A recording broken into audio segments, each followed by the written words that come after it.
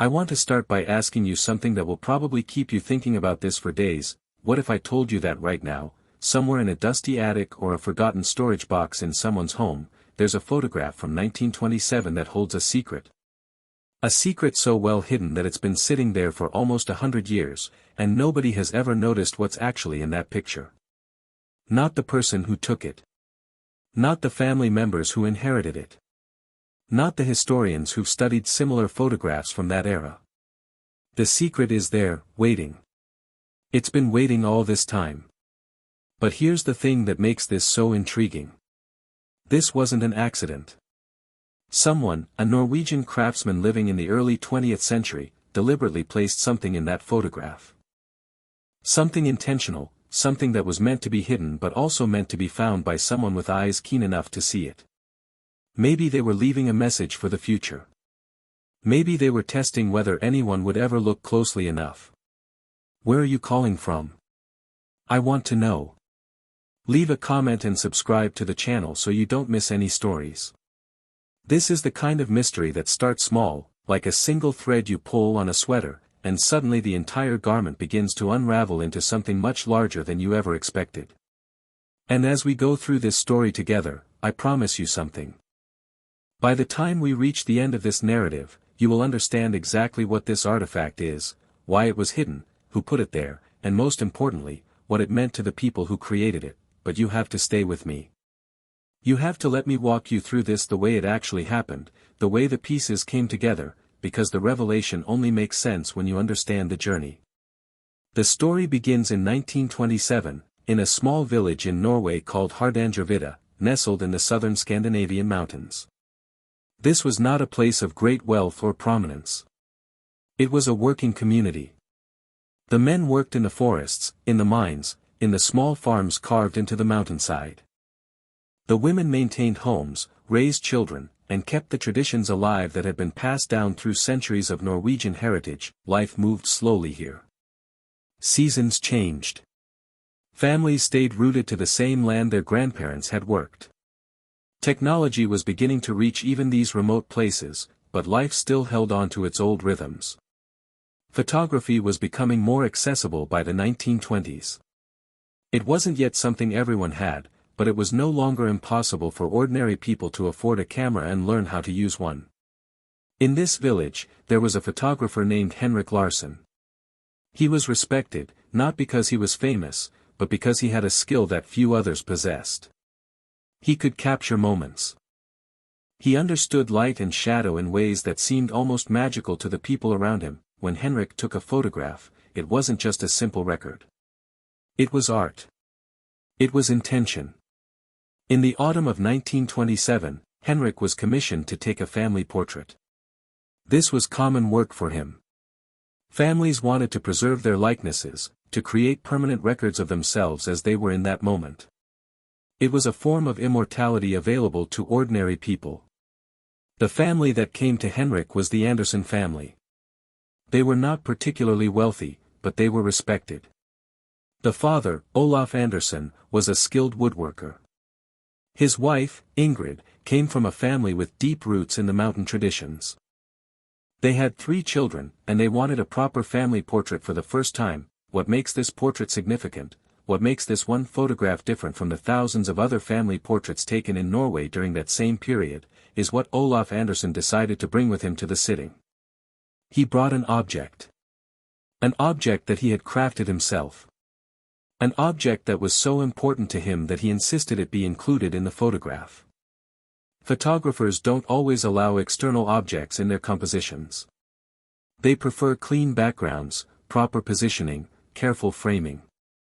But Henrik, who understood his patron and respected his wishes, agreed to incorporate this object into the portrait.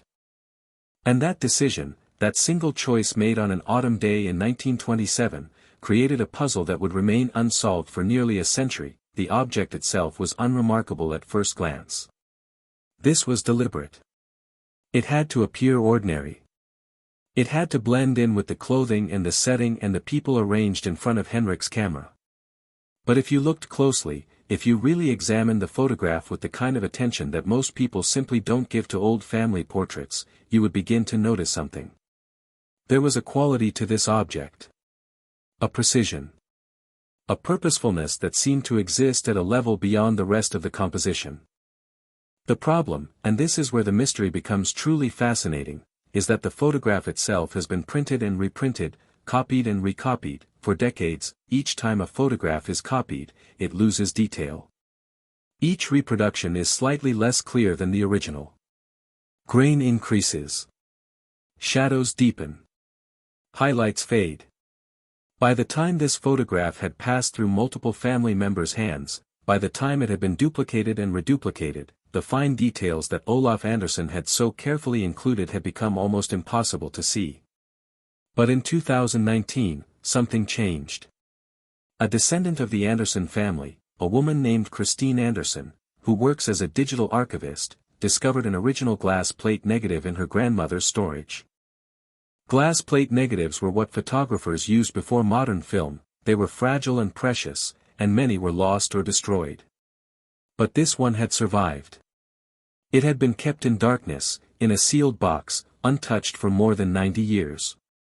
When Christine carefully scanned this original negative with modern high-resolution equipment, something extraordinary became visible. Details that had been invisible for nearly a century began to emerge from the digital scan. At first, Christine thought she was seeing artifacts, digital noise, errors in the scanning process. But the more she examined the scans, the more she enhanced them using specialized software, the more certain she became that these details were intentional. They were real. They had been there all along, waiting in the darkness of that glass plate, waiting for the technology to exist that would allow them to be revealed. What she discovered was a series of markings on the object that Olaf Andersen had placed in the photograph. Not carved into it, which would have been too obvious.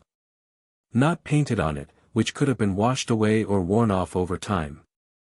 But worked into the very structure of the object itself, in a way that required examination of the original source material to even be visible.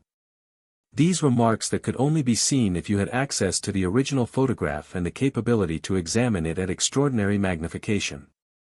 The object itself was a wooden box. Not a large box, perhaps the size of a cigar box or a small jewelry case. Olaf Andersen's work was visible in every detail. The joinery was perfect. The wood had been selected carefully, with an eye for grain and color. But what made this box extraordinary, what made it the subject of such careful concealment and preservation, was what Olaf had encoded into its surface. The markings formed a pattern. Not random, but geometric. Precise. Mathematical. Each mark was identical in depth and angle. This was not decoration. This was information.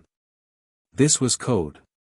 And Olaf Andersen, a woodworker in a small Norwegian village in 1927, had deliberately embedded this code into an object and then placed that object in a family portrait, with the apparent intention that someone, someday, would look closely enough to discover it.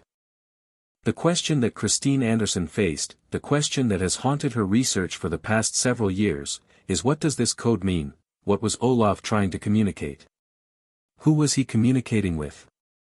Was it a message meant for his descendants? Was it a political statement? Was it connected to the traditions and customs of Norwegian craftsmanship? Was it something darker, something hidden because it needed to be hidden?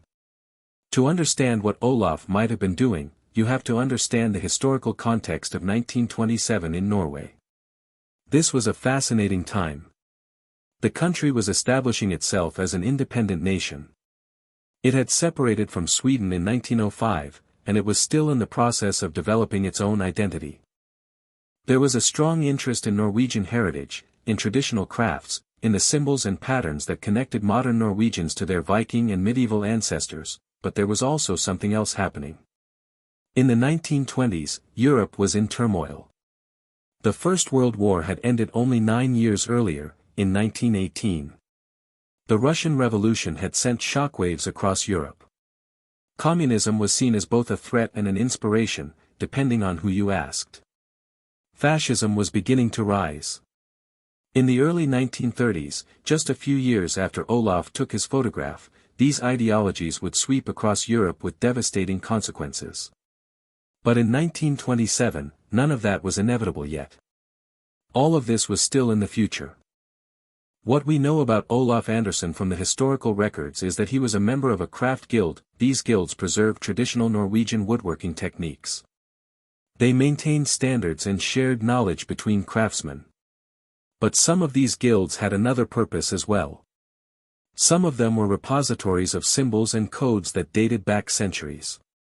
Some of them maintained secret knowledge that was passed from master to apprentice.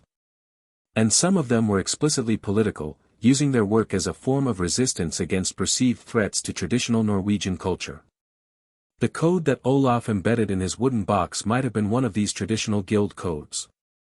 It might have been a way of marking the object as having been created by someone of a certain rank or achievement. That it might have been a political statement.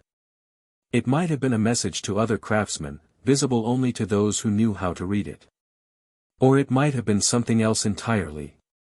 Something personal. Something that Olaf wanted to preserve for his descendants, hidden in a way that only careful examination and modern technology would eventually reveal. What makes this even more mysterious is that Olaf Andersen's life ended suddenly in 1931. He was only 52 years old. There are no diaries, no letters, no written explanation of what he was doing or why he created this coded object. The box itself disappeared from family records sometime in the 1950s. It may have been lost. That it may have been discarded. Or it may have been deliberately hidden again, by someone who understood what the code meant and decided to remove the evidence. The only thing that survived was the photograph. The glass plate negative that somehow escaped destruction and sat in darkness for 90 years until Christine Andersen discovered it and brought it back into the light. Since Christine's discovery, researchers have been trying to decode the markings. They've consulted with historians of Norwegian craftsmanship. They've examined guild records from that period. They've studied the symbols and patterns used in traditional Norwegian design. And slowly, very slowly, they're beginning to construct theories about what the code might mean. One theory is that the markings represent a map. Norwegian woodworkers were known for creating objects that contained hidden information. Some of these were maps to places of significance, either historical sites or locations of personal importance. The patterns on Olaf's box, when analyzed in a certain way, do seem to contain directional information. There are intersecting lines. There are points of emphasis. There are areas of greater density and areas of relative emptiness. If you apply the right analytical framework, you can begin to see a geography emerging. Another theory is that the markings are mathematical. They might represent a formula, a calculation, something that had scientific or practical significance. Norwegian craftsmen were known for their sophisticated understanding of geometry and proportion. The buildings they constructed, the objects they created, often contained mathematical relationships that were both functional and aesthetically meaningful. The code on Olaf's box might have been encoding information about ratios or proportions or measurements. A third theory, and perhaps the most intriguing one, is that the markings represent names or initials. Not written in any traditional alphabet, but encoded in a symbolic system. If this is true, then Olaf was literally carving names into the wood. Names of people he wanted to remember. Names of people who mattered to him. Names that were too sensitive to write directly but that he wanted to preserve in coded form. In this interpretation, the object becomes a memorial, a form of remembrance that only those who understood the code would recognize. The problem with all of these theories is that none of them have been definitively proven. The code remains unbroken. Christine Andersen has shared the high-resolution scans with researchers across Scandinavia. Cryptographers have examined the patterns. Historians have consulted archives. And yet the meaning of the code remains obscure. It's possible that the key to understanding it has been lost. It's possible that the system Olaf used was so personal, so unique to his own experience and knowledge, that it can never be fully decoded by someone who didn't share his background and context. But the search continues. And that search has revealed other fascinating elements of the story. When researchers began investigating Olaf Andersen's life more carefully, they discovered that he had traveled to Sweden in 1926, just a year before the photograph was taken. This was unusual. Travel was expensive and difficult.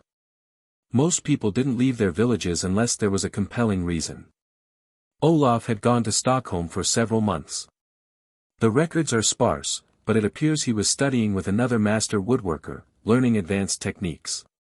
While he was there, he would have been exposed to different artistic movements, different political ideas, different ways of thinking about craft and tradition. He also had a connection, however distant, to someone involved in the Norwegian literary world.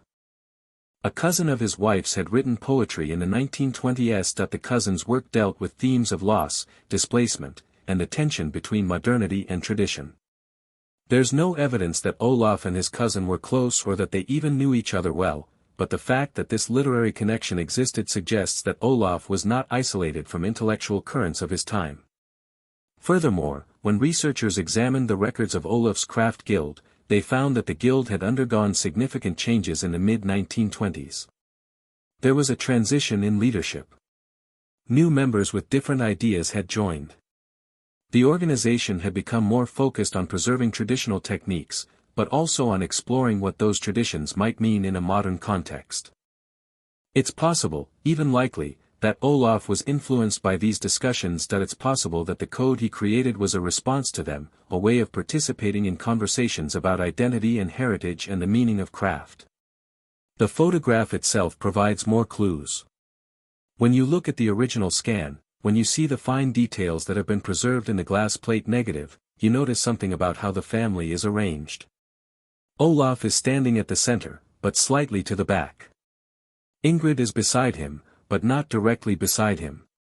There's a careful spatial relationship being maintained. The children are arranged in a way that emphasizes certain lines and angles. And the wooden box, the object with the hidden code, is positioned exactly where light falls in a specific way. This arrangement suggests intention. Henrik, the photographer, was working with Olaf to create a composition that conveyed meaning beyond the simple documentation of family members. The arrangement, the positioning, the way the light falls, all of this might be part of the message. The object might not be the only thing in the photograph that encodes information. The composition itself might be a form of code. The spatial relationships between people and objects might represent something meaningful. Christine Andersen has been working with an art historian who specializes in early 20th century Nordic photography. Together, they've been examining other photographs from the same period, taken by Henrik Larsson, looking for patterns. They've discovered that Henrik had an unusual style.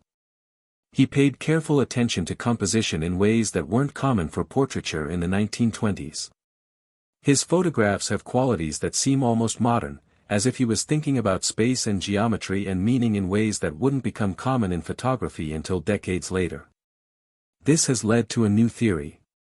What if Henrik was collaborating with Olaf? What if they were both in on the secret?